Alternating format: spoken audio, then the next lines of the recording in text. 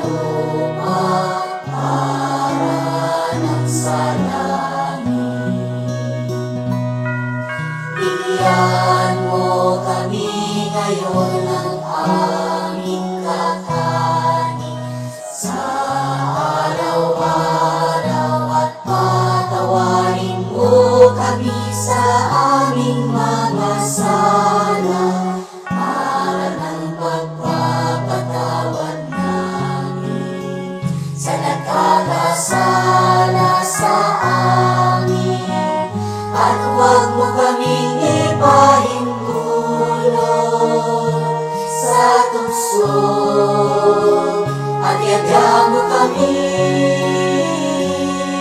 sa lahat ng masama.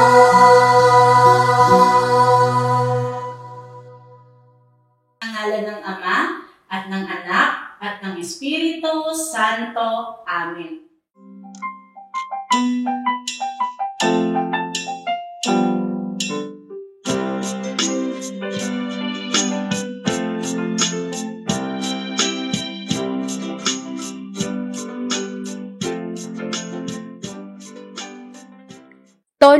Tolits! Tingnan mo oh, trending ngayon ang community pantry. Ha? Ano ba yung community pantry, Kate? Hay naku Tolits, wala ka talagang alam kasi puro ka na lang laro. Alam mo, ang community pantry ay yung tutulong ka sa kung ano ang iyong kakayahan. Tignan mo to Tolits oh. Hay nako, Kate. Wala akong pakialam dyan. Basta masaya akong naglalaro dito. Sabi nga dito oh, magbigay ayon sa kakayahan, kumuha batay sa pangangailangan. Pwede pala akong magbigay kasi may natira pa sa ibinigay sa aking pera ni Mama.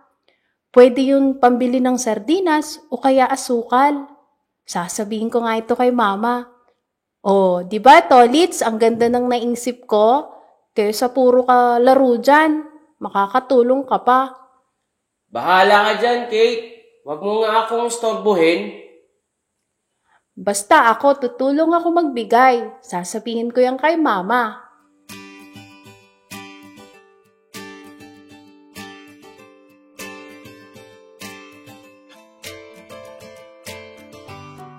Uy, Tolits! Tingnan mo, may community pantry din sila Father Migs. Di nga. Patingin. Kakayahan, kumuha batay sa pangangailangan dahil sa Wala ka talagang pakialam, Tolits. Basta ako, sasabihin ko talaga ito kay Mama na tumulong kami magbigay kila Father Migs. Hi Kate! Hi Tolits! Ang busy-busy nyo naman. Hi ate! Oo nga po eh. Nakita ko po kasi yung community pantry nila Father Migs. Naisip ko po na magbigay din. Tamang-tama pala yung pagdating namin, Kate. Kasi kinausap ako ni Father Migs na humanap ng mga taong magbibigay sa itinayo nilang community pantry. Ito nga may dala ko ditong vitamins, konting gatas, tsaka mga ilang groceries para patuloy na makatulong sa mga nangangailangan. At mabuti na lang pala, hindi ko na kailangang humingi ng tulong sa inyo kasi kayo na yung kusang magbibigay. Ang galing naman po, Ate Abby. Marami na po bang tumutulong kila Father Migs? Oo naman, Kate. Bawat isa dito sa ating community ay nagtutulungan at nagkakaisa para matulungan yung ibang tao. Alam mo ba, Kate, kung paano nagsimula ang community pantry? Nagsimula ito nang may isang tao na nagbigay para sa kanyang community. Mula dito ay na-inspired yung maraming tao dahil imbis na sarili yung isipin ay naisip pa nilang tumulong sa iba. Oh, narinig mo ba yon, Tolits? Ang mga tao ay nagkakaisa na. Nakakatuwa naman po, Ate Rhea. Ikaw ba, Tolits? Ay nako, Kate. Ang kulit mo talaga. Oh, kids, baka kung saan naman mapunta yung usapan nyo. Hayaan mo na, Kate, marirealize din yan ni Tolits. Mabuti pa, kwentuhan ko na lang kayo. O Tolits, sasali ka ba sa amin ni Kate? Siyempre naman po.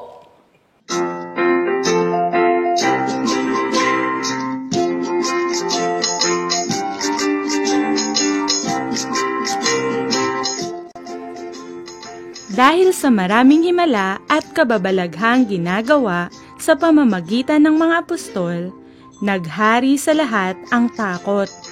Nagsama-sama ang lahat ng sumasampalataya at ang kanilang mga ari-arian ay itinuring na para sa lahat. Ipinagbili nila ang kanilang mga ari-arian at ang napagbilhan ay ipinamamahagi sa bawat isa, ayon sa kanilang pangangailangan. Araw-araw, sila'y nagkakatipon sa templo at nagpipira-piraso ng tinapay sa kanilang mga tahanan, na masaya at may malinis na kalooban. Nagpupuri sila sa Diyos at kinalulugdan sila ng lahat ng tao. Ang bawat araw ay idinaragdag sa kanila ng Panginoon ang mga inililigtas.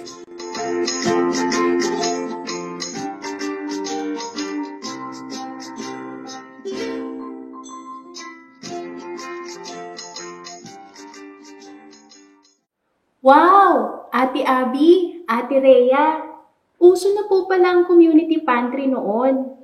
Bakit mo naman nasabi, Kate? Kasi po yung mga disciples, nagsishare din po sila para sa mga pangangailangan ng bawat isa. Oo naman, naintindihan mo na yung values ng community pantry. Ang galing nga po nila kasi talagang nagbebenta pa sila ng mga ari-arian para pagsamasamahin ang pera at ibigay ayon sa pangangailangan ng bawat isa. Bukod sa pagbibigay para sa pangangailangan ng bawat isa, ano pa ba yung ibang ginagawa ng mga mananampalataya? Sama-samang kumakain at nagtitipon sa templo at nagpupuri sa Diyos. Tama ka, Tolits. Bakit kaya nila yung ginagawa? Kasi po, tinuturing nila ang bawat isa na kapatid. Oo, tama yan. Dahil sa magandang pagsasamahan nila, marami ang naakit na sumali sa kanila. Naramdaman kasi nila yung love. Alam niyo ba na ito din ang nais ni Kuya Jesus para sa ating lahat na mga sumasampalataya sa Kanya, na magkaisa at magmahalan bilang isang pamilya. Kaya nga sinabi niya sa kanila na ito ang kanyang dadasalin sa kanyang ama. Makinig kayong mabuti ha. Maging isa nawa silang lahat, Ama.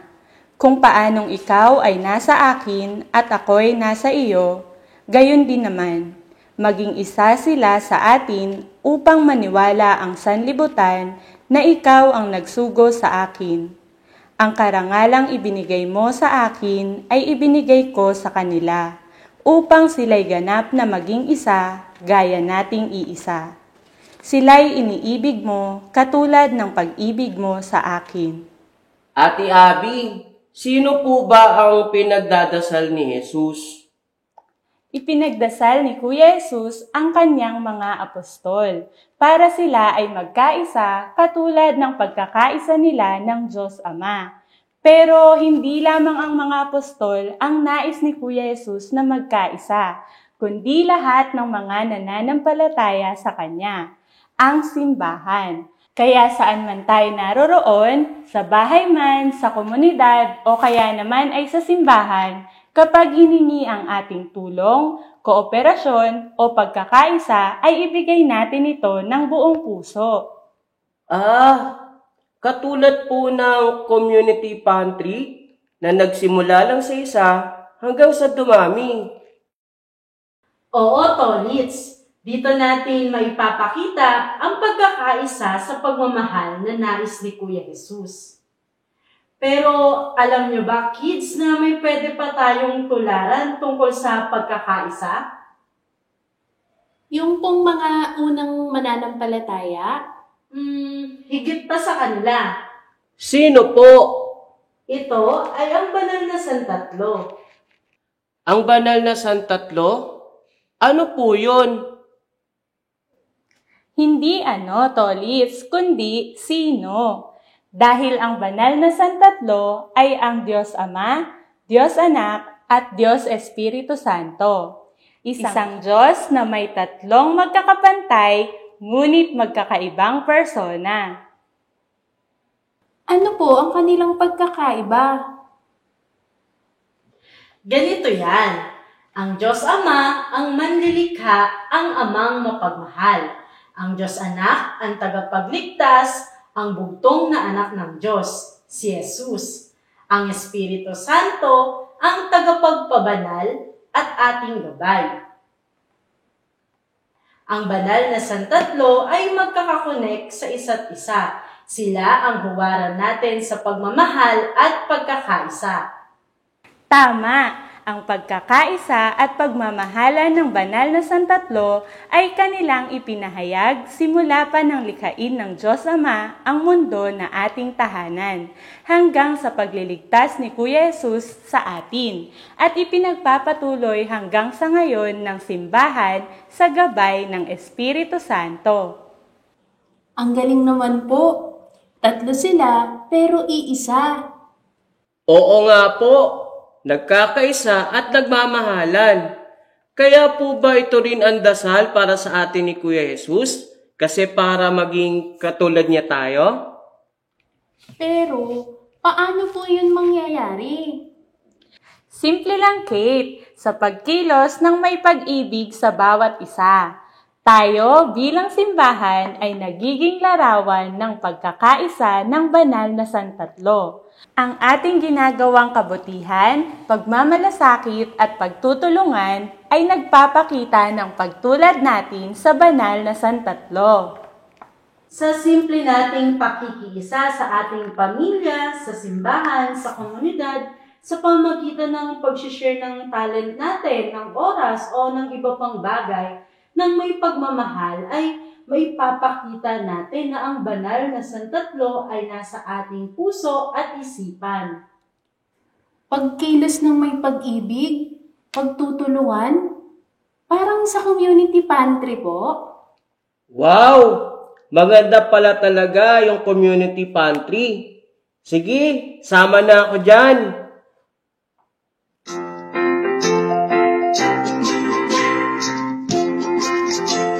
Kids knows. Mga kids, alam nyo ba na ang simpleng kilos ng pag-antanda ng krus o sign of the cross ay pagpapahayag natin ng paniniwala sa banal na Santatlo? Sa tuwing ginagawa natin ito, sinasabi natin sa ngalan ng Ama at ng Anak at ng Espiritu Santo. Amen. Ipinahahayag natin ang ating pananampalataya sa iisang Diyos na may tatlong persona, ang Diyos Ama na lumikha ng lahat, ang Diyos Anak, ang Diyos na nagkatawang tao at nag-alay ng buhay sa krus para sa ating kaligtasan, at ang Diyos Espiritu Santo, ang gabay o patnubay natin. Kaya naman, sa maayos na pag-aantanda ng krus, ipinahahayag natin ang paggalang, paniniwala at pagpuri sa banal na Santatlo.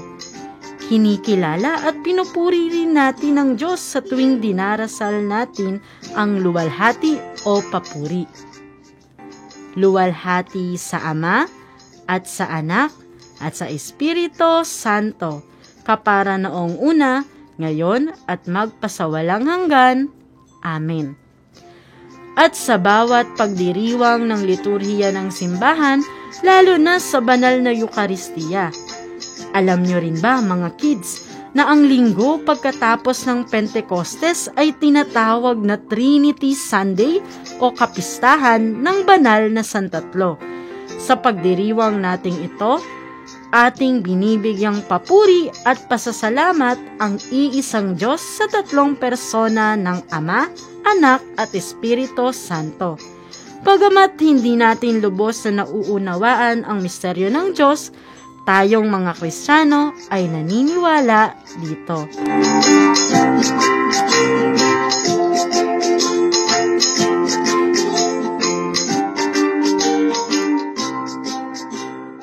Mga kids, ang banal na Santatlo ay komunidad ng pagkakaisa ng Diyos Ama, Diyos Anak at Diyos Espiritu Santo. Sapagkat sila'y Diyos ng pag-ibig, kaya tayo rin ay tinatawag na mamuhay ng may pagmamahal. Ang ating ginagawang kabutihan, pagmamalasakit at pagtutulungan ay nagpapakita ng ating pagtulad sa banal na Santatlo. Ang lahat ng parangal at papuri ay ating inaalay sa iisang Diyos, ngayon at magpakailanman.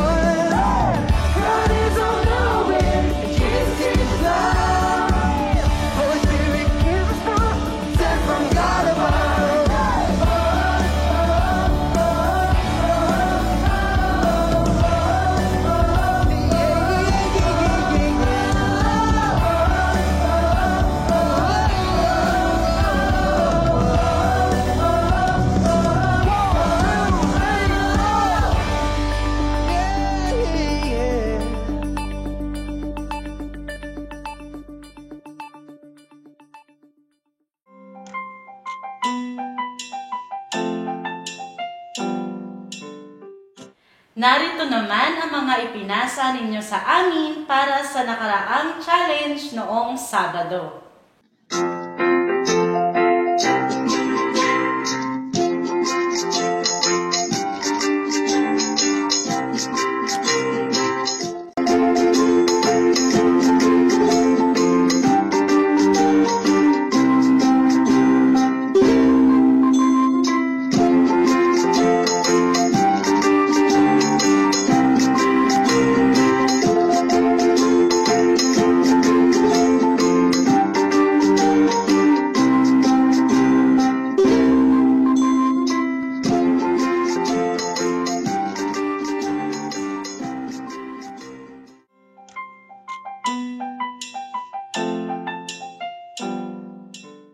May natutunan ba kayo ngayong araw? Sagutin ninyo ang mga tanong na ito.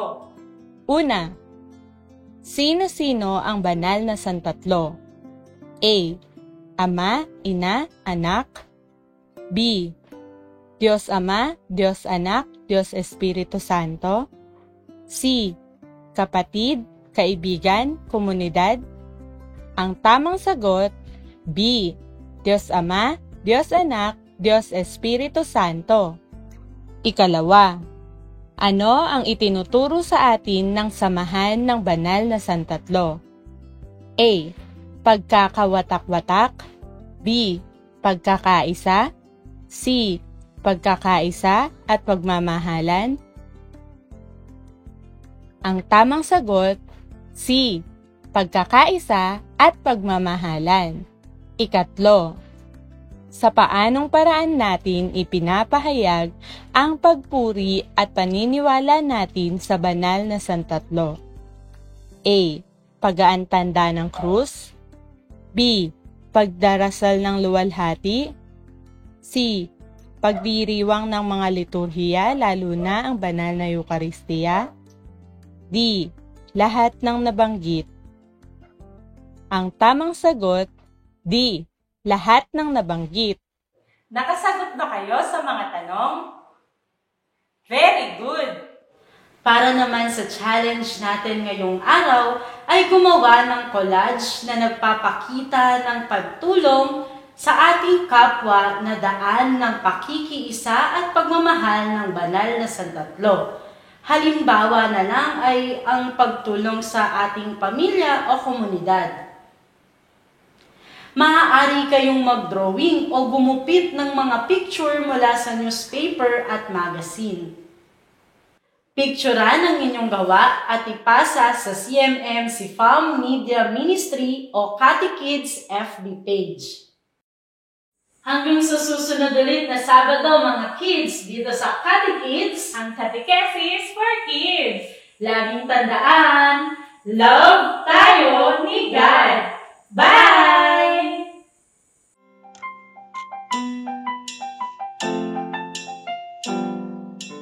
Mga kids, tayo na magdasal. Sa ngalan ng Ama, at ng Anak, at ng Espiritu Santo. Amen.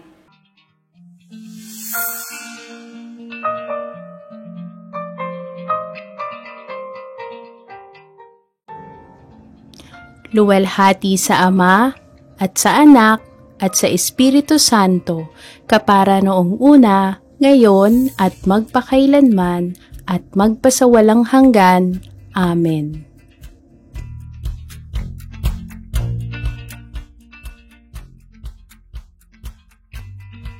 Sa ngalan ng Ama, at ng Anak, at ng Espiritu Santo. Amen.